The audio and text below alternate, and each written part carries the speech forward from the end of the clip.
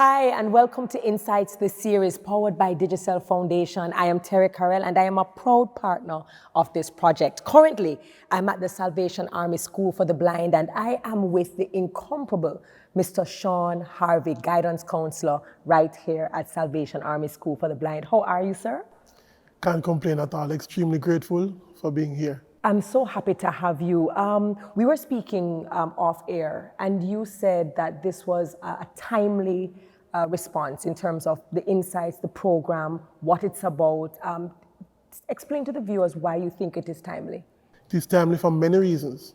Timely in the sense that, of course, in the second Thursday of each October, Sight Awareness Week is celebrated globally, right? It is also timely because the Salvation Army School for the Blind, which is the only school of its kind dedicated to the education of blind and visually impaired children, right? There is every need for our parents across the island to be aware of what the school offer, right?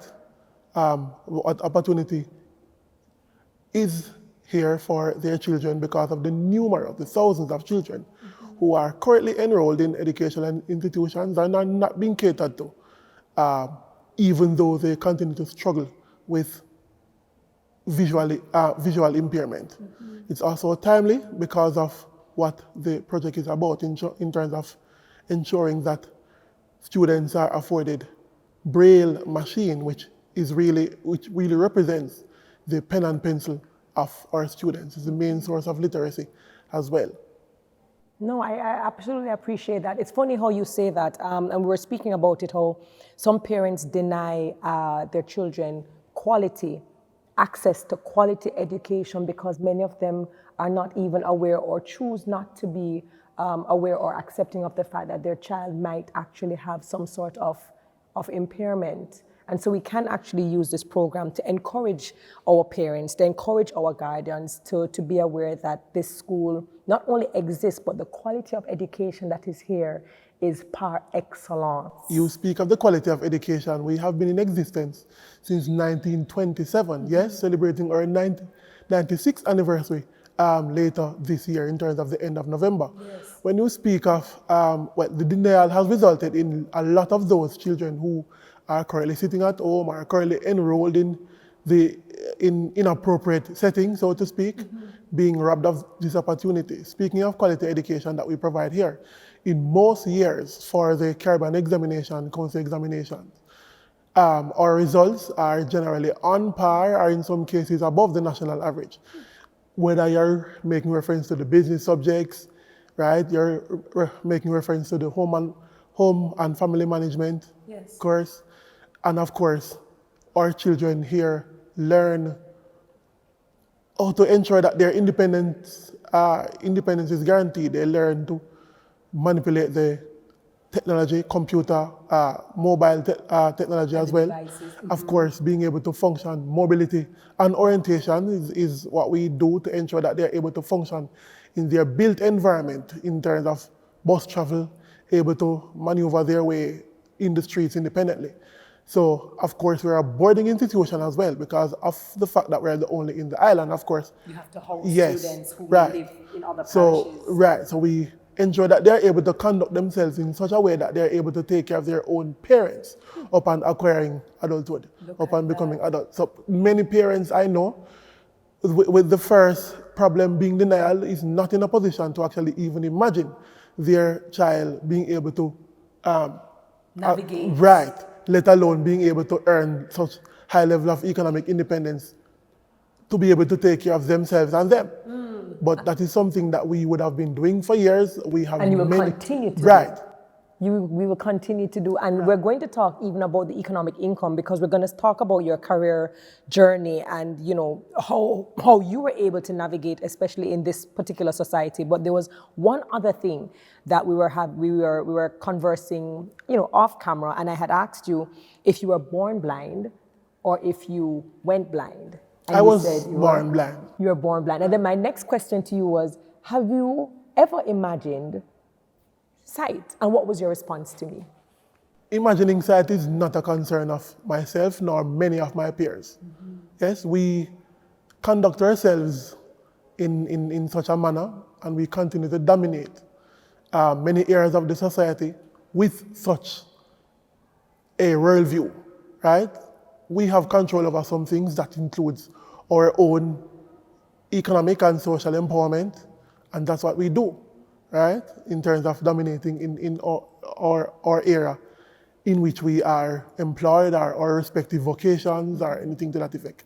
So we continue to lead normal lives, social lives, whether or not it is going to parties or anything that quote-unquote able-bodied persons would normally do. I mean, so the world of being able to see is not a concern of most of us. As a matter of fact, It's overrated. It's overrated. It's overrated. There's hardly anything we miss, because as persons they want to know how this look, that look. But the truth is, the only detail that you may not be able to obtain as a blind person is, of course, colors, which is generally a figment of light, reflection.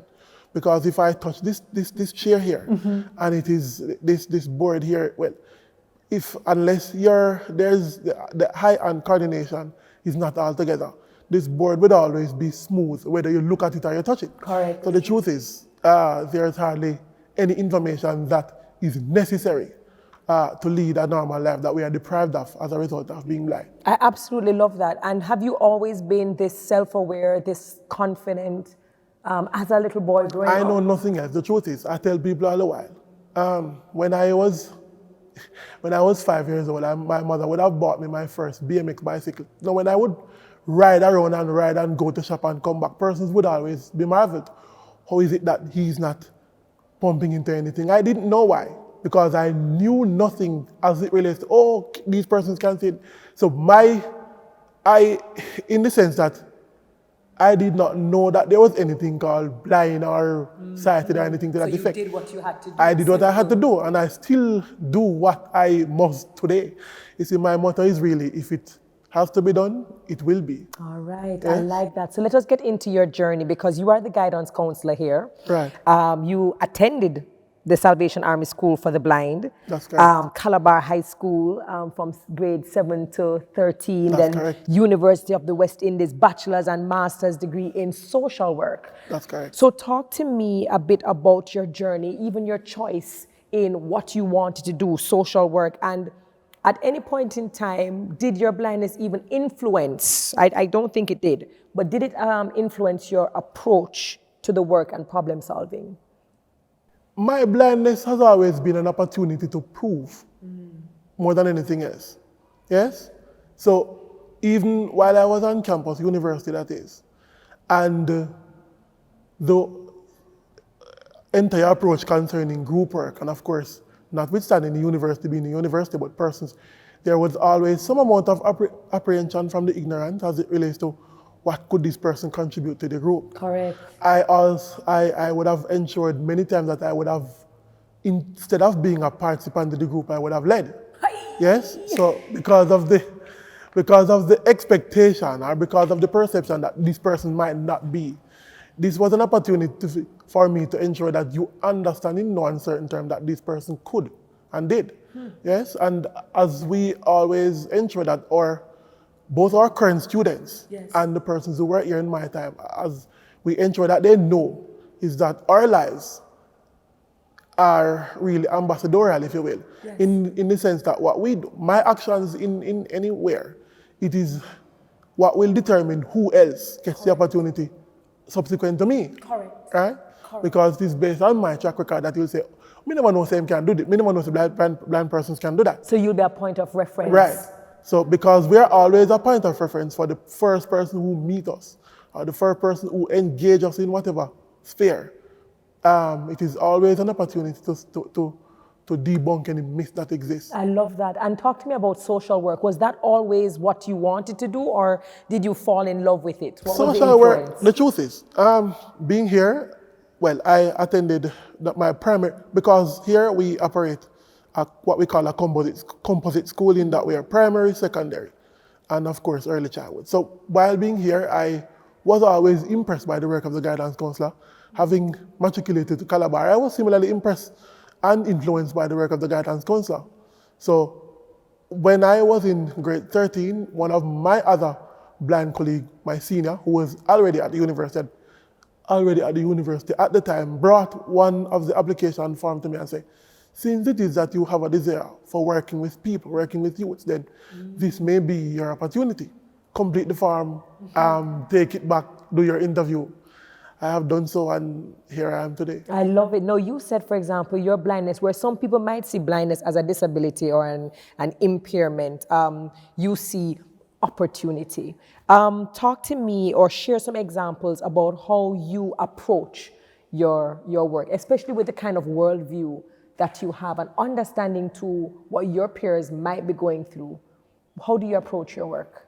My work here, right, separate from the usual guidance counseling classes and individual counseling with students, one of the aspects of my job that I relish, yes, is that which allows me to have dialogue with a parent whose child would have recently lost his or her sight and is apprehensive about what their future might be. I relish the opportunity to sit with that parent and say, look, this is what your child can become. Yes? Of course, having a disability, many parents don't have any perspective of quote-unquote future. So I love the opportunity that I get to sit with these parents. I said, don't play with the child's education opportunity. Yes. Right? Because we have many persons in Jamaica who have made their mark in terms of national development. Right? And of course, your child can become one such. Yes. Right? Your child is able to come and assist you. You have situations in which we know that the socio-economic landscape of persons in this country, many persons are not financially endowed, not persons with money. We relish the opportunity to ensure that these parents know that, look, this child might be your ticket out of quote-unquote poverty. Yes? So that's the opportunity. Yes, I love that opportunity. The Disability Act came into effect about a year ago, February 14. February 14, last year. In fact, I tell people that I do not celebrate Valentine's Day on February 14, but rather I observe and I try to advocate for that day being Disabilities Act. That being said, you sit here as extremely outspoken, definitely a community builder, very educated as well as exposed. What kind of advice do you have for employers as we are trying to create a more inclusive community, society, nation, culture? What kind of advice would you give to employers and colleagues on creating such an inclusive community? Separate and apart from the fact that the Disabilities Act mandates, right? When I say mandate in terms of ensuring that the environment is one that is inclusive. But apart from the mandatory spirit of it, we should know, as in terms of employers, should know, take an approach that says, let me try and find out, let me ask, let me inquire. Because the information is here. Many of us, right, are willing to assist. Individuals, of course, you also have the umbrella organizations in terms of the Jamaica Council for Persons with Disabilities and, of course, Combined Disabilities Association and many other groups willing to assist. So just an inquiring mind will possibly make your business become one that is not only inclusive but even more profitable. Why? Because of the need for us to ensure that we prove, yes, the productivity level among our communities generally higher. Many persons don't know that, but the productivity level among our community, persons who are employed, is generally high. Yes. Because there's a need to ensure that high performance. You know that we can. And that we will dominate. Right. And we will over-deliver. And we have been. Right. I love that. You mentioned it earlier in terms of some misconceptions or stereotypes as it related to your experience in the university, correct? What do you believe are some of the most significant misconceptions or stereotypes that blind employees face? And how do we address them? The society generally thinks with their eyes, right? So they literally ask you how you're not supposed to how you know, how you do everything that one should be. So the first perception is that, as Jamaicans would say, you're an idiot. Yes. Right? Because they are of the perception that even your ability to think is impacted by your eyes. Right? And that's not so. The cognitive development and the cognitive capability of most of us is generally higher than most would imagine, and that are higher than, it's not a discriminatory statement, it's a fact, but it's generally higher than a great number of a great percentage of the society. Right? Because, of course, of the need to use this mental capacity to navigate our environment.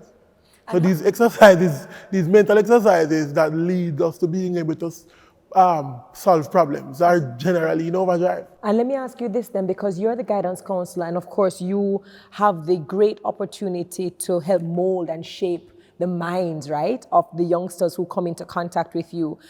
Generally, when youngsters are growing, they're discovering themselves, they're trying to figure out who they are, they're trying to become more self-aware. Yes, they're going to want to try to fit in. They're doing all of these things, but it's also compounded naturally by how society views them. Do they have the same, or do they feel the same pressure? They will, but we try to cushion them in the sense of, not cushion them in terms of hiding them from the pressure, but quite a number of us as past students are here, so they get that opportunity to see how we navigate the external environment, right? So we try ensure that they have behavior, or behavior to model. We try to ensure that they understand the need for a heightened level of assertiveness. Yes? Dominance requires assertiveness, because the society is not the kindest. Yes, it's not the, and you mentioned blind. Nothing that we in this community have ever achieved has been quote unquote handed to us. The Disabilities Act that would have been effected, that would have come into effect 2022, is something that would have been led by us since 2003, 2002, way before the policy had existed. Yes, credit must be given to persons like Senator Floyd Morris and other of my senior blind colleagues before me, who would have played a major role in even bringing the government awareness to the need for such a legislation. Right? So our students get the chance to model our behavior. The All Students Association of the school has an active alumni, of which I'm also a part. So they get the chance to see us. We put them, we bring them, we guarantee that they have as much exposure to the external world as may be necessary, or integrated program, right? I think as I hear you speak, I don't mean to cut you. I think as you speak, what it brings to mind is mentorship. It is the fact that they get to live and breathe and hear and touch and network with people who are not just saying do something, but are actually doing it themselves. And that kind of mentorship is just invaluable. And to this extent, our integrated program is also key, because long before the Ministry of Education themselves have been talking about inclusive education, having persons in schools. The School for the Blind has had an integrated program in which blind and visually impaired students, subsequent to completing their primary exit profile or whatever external, internal examination exists at the grade 6 level, they matriculate to these traditional schools. Calabar, right, would have been among the first, and Excelsior would have been among the first. For the past 50 years, would have been working with blind and visually impaired students in the regular classroom. Because some persons are of the view that one of the things that they ask me, so when they go to Calabar, when they go to UA, are you in a different classroom? No, we're in the same classroom coming first. Yes? 2 of my students who are currently enrolled at Calabar in grade 8 would have come first and second, are currently on the principal's honor roll. Right? So they get this experience of having persons like us around in here, but then they go on the road and they in the general society, integrate and fully, dominate, right? Becoming leaders, student council presidents, all those things in the general school population where they are enrolled. So this is the opportunity given to them this is how we design our program to ensure that our students are fully functional. Mr. Harvey, is it too late for me to enroll in your school? And No, for you to be my guidance counselor? Is it too late? Is it too late for me? Not at all. You can reincarnate as well. My final question to you, and you know, I'm grateful for these opportunities, because I think a lot of the times we walk around and we have conscious bias and we have unconscious bias, and sometimes we're not even aware, even the language that we use and the perspectives we have when it comes to other people. So I do not take this conversation that we're having for granted. My final question to you, can you share a personal accomplishment or achievement that you are particularly proud of? Whether it has to do with the school for the blind, whether it's personal, just anything that you have accomplished. The truth is, while I would have accomplished quite a number of feat throughout my time, both in academia and here, but twin with the whole thing where my students graduate from here and they are in university or they are pursuing a vocation of their choice. Apart from that, but my role as an adjunct lecturer at the Northern Caribbean University, in which I teach social work courses in the evenings, right? But when those students step in the classroom and they see a blind person sitting at the lecturer's desk, yes, the opportunity that gives me, the ambassadorial opportunity that gives me to say, okay, you're not only being delivered, you're being given the core curriculum material here that the course is asking you to get, but you're actually interacting with a person, with a blind and visually impaired person, a person from the community of persons with disabilities who will form among your core clientele as well, right? So you have to shape. Yes, so what it does for me on an ongoing basis to debunk, you would have spoken of the conscious or unconscious biases, but my daily interaction with these persons, debunking these conscious or unconscious biases on a daily basis is what gives me the greatest sense of accomplishment. Well, my dear Mr. Harvey, I am going to go and I'm going to enroll. I want you as my guidance counselor. I had the opportunity of visiting 2 weeks ago. I came down here and I met some of the bravest, smartest kids ever, understood about the integration, understood about the collaboration between other schools, and just the manner in which the entire school is kept.